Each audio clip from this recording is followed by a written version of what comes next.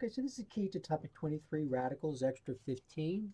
And so the direction says rationalize each denominator.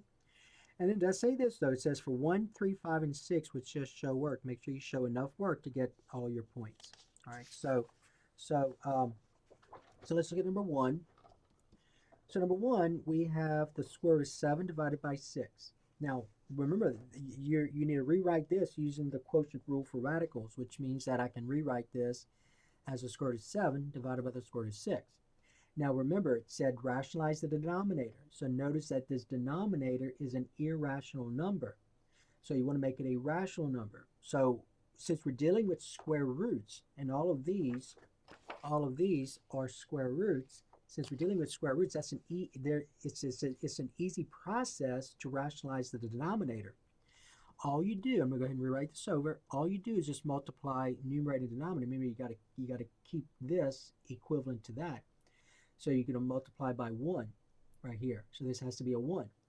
But to rationalize the denominator, you're gonna multiply both numerator and denominator by the same thing. So to rationalize that denominator, to get that denominator to be a rational number, and remember, it said rationalize the denominator. Okay, so you want the denominator to be rational. It's okay if the numerator is irrational. You want the denominator to be rational. So since this is a square root, the easiest way to do that is just to multiply numerator and denominator by that square root of 6 that you see. Again, notice this is 1 because the square root of 6 divided by 6 is 1, and 1 times this is still this. So all these are equivalent. Okay, now multiplying this out, you get the square root of, remember the product rule for radicals, since these are the same, 7 times 6 is 42. So you get the square root of 42 divided by, and then the square root of 6 times the square root of 6 is just 6. And you cannot, and the only perfect square that goes into 42 is 1. And don't make the mistake and reduce this, because this is a 6 and this is not 42. That's a square root of 42. So you cannot reduce the 6 into 42, because this is not 42. That's a square root of 42. And that's not the same number. Okay, so that was number 1. Number 2, we have 2 square root of 5 divided by the square root of 7. All right, same thing. You want to make the denominator a rational number. So right now, it's an irrational number. The square root of 7 is an irrational number. So one way to do that is to multiply both numerator and denominator by the square root of 7. And you're going to notice that's going to make the denominator now a rational number, and you can see that. The square root of 7 is 7, and 7 is a rational number. Now in the numerator, you have 2, and then 5 times 7 is 35. So that becomes 2 square root of 35. And you cannot simplify the square root of 35. The only perfect square that goes into 35 is 1. Do not make the mistake and reduce 7 and 35, because that's not 35. That's the square root of 35. And if you look at your calculator, you'll notice the square root of 35 is not 35. So you cannot reduce that. So if you do that, you'll see the square root of 35, which is irrational, is approximately equal to 5.9, let's say. Okay. Number 3, you have 7 divided by the square root of 8. All right, so again, square root of 8 is an irrational number. So let's go ahead and rationalize that. So one way to do that is to multiply both numerator and denominator by the square root of 8. And so this becomes 7 square root of 8 divided by, and the square root of 8 and the square root of 8 is just 8, right? Square root of 64, which is 8. But remember, you want to simplify your radicals. So look at that square root of 8 that you see. We know the square root of 8 is the square root of 4 times the square root of 2. So I can simplify that. So that's 2 square root of 2. So this right here becomes this. Becomes 7 times 2 square root of 2 divided by 8, right? And then I know I can reduce this 2 and this 8. So that's 1, that's 4, right? So it becomes 7 times 1 square root of 2 is 7 square root of 2 divided by 4. And there's your answer. Now I want to remind you, and we talked about this in the lessons, that see the square root of 8? Before I multiply both numerator and denominator with the square root of 8, I could have simplified this first. So let's go ahead and do that. Let's remind ourselves how to do that. So first of all, square root of 8 we know is 2 square root of 2, right? Okay. So what I'm going to do now, I'm going to go ahead and rewrite this over. So remember, we talked about this. So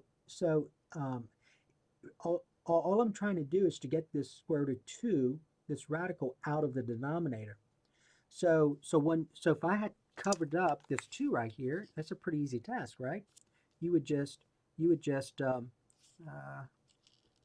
you would just multiply both numerator and denominator by the square root of 2, and that's all you do.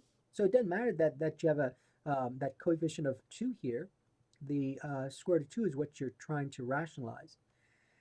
So I get 7 square root of 2 divided by 2, this 2 here, and you know the square root of 2 times square root of 2 is 2, so 2 times 2 is 4, so you get 7 square root of 2 divided by 4, which is the same thing we had here.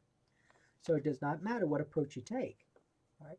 Now, I want you to also notice, see this right here where I had 2 square root of 2? I want to show you something. And I'm not going to do in all the remaining problems. But you remember how I just covered this 2 up and I just said I'm just going to multiply both numerator and denominator by the square root of 2? Got the same answer, right? You could have, if you wanted to, multiplied numerator and denominator by the denominator, just like this. Does not matter. And so what? You get 7 times 2, which is 14. So you get 14 square root of 2. This 2 times this 2 is 4. The square root of 2 times the square root of 2 is 2. Square root of 4, which is 2. So I get 14 square root of 2 divided by 4 times 2 is 8, and then reduce, they're both divisible by 2. 14 divided by 2 is 7, 8 divided by 2 is 4, and you get the same answer. Okay? So multiple ways of doing some of these problems. There are different paths you can take. All right, let's go to number 4. Number 4, we have, all right, in 4, we have the square root of 2x divided by the square root of y. All right, now this time I have a square root of a variable, but again, you want to get rid of that square root. You don't want any square roots in the denominator. So just like we did in the past, in the previous examples, we're just going to go ahead and multiply numerator and denominator by that denominator, square root of y. And so using the product rule for radicals, I know that this will become the square root of 2xy. And we know the square root of y times the square root of y is y, right? Let me go ahead and, I'm running out of room here, so let me go ahead and do it this way. Square root of y times square root of y is y, because this is the square root of y squared, which we know is y. And that's all you can do. You can't do anything else. Don't reduce these y's, because that's not y here. The numerator doesn't have a factor y. The numerator is the square root of this y, and that's not the same. All right. Number 5, you have the square root of 14x squared divided by the square root of 6. All right, so let's go ahead and rationalize the denominator. So let me go ahead and rewrite this over. I'm going to go ahead and do that here. So the square root of 14x squared divided by the square root of 6. I'm going to say I'm going to multiply both numerator and denominator by the square root of 6. Now, let's go ahead and multiply. Remember, when you're multiplying radicals with the same index, you can multiply the radicands. That's a product property for radicals. So 14 times 6 is going to give me 84. So this becomes the square root of 84, x squared. And then we know the square root of 6 times the square root of 6 is 6. Now, I've got to go and simplify this right here. So let's talk about the square root of 84, x squared. So we know by the product property that I can rewrite the square root of 84 to the square root of x squared. We saw that in lessons, in previous lessons. And then we kind of think about what's the largest perfect square that will go into 84. Most of you are going to try 4 first. So let's see, 84. Let's just try this. 84 divided by 4 gives us 21. And the only perfect square that goes into 21 is 1. So 4 is the largest perfect square. So it becomes the square root of 4 times the square root of 21, and we know that this is just x. So this is 2 square root of 21 times x, and I'm going to put the x in front. So it becomes 2x square root of 21. So that is the numerator. So 2x square root of 21 divided by 6. And then you reduce, because I can reduce the 2 and the 6. So that's 1, that's 3. So the answer is x square root of 21 divided by 3. Okay? All right, so that's number 5. Okay, let's look at number 6. So number 6, we have 8 divided by 5 square root of 2x. All right, so just like our discussion in this problem here, we did this, and I remember I covered up that 2, and we just multiplied right here. Cover that 2 and just multiply by the square root that you saw. Do the same thing here. Make things easy on yourself. So I just need to get rid of that square root of 2x. I don't want that square root of 2x in the denominator. So just go ahead and multiply both numerator and denominator by the square root of 2x. And so this becomes 8 square root of 2x. All right, and now let's think about this. So I have, so this right here, see that's the square root of 2x and square root of 2x. So let's think about that. Square root of 2x times square root of 2x. So most of you know that's 2x. If not all of you know that. But if you did not, you would say 2 times 2 is 4, x times x squared, and then simplify, you get that. Square root of 4 is 2, square root of x squared is x. But that's being multiplied by 5. So write it out. Say 5 times 2x. Okay? So 5 times 2 is 10. So this becomes 8 square root of 2x divided by 10x. And then reduce, that's 4, that's 5. So the answer is 4 square root of 2x divided by 5x. And notice I don't no longer have the square root in the denominator. So that's the answer. Now let me go ahead and remind you about number 6. So you could have, see how I said the easiest way is just to go ahead and multiply numerator and denominator by that square root of 2x, by that factor you see there. If you did 5, you still get the same answer. And we did that in a previous problem. So let me go ahead and rewrite it and show you. So number 6, you have 8 divided by square root of 2x. So what I'm saying is that you could have just said multiply numerator and denominator by the denominator.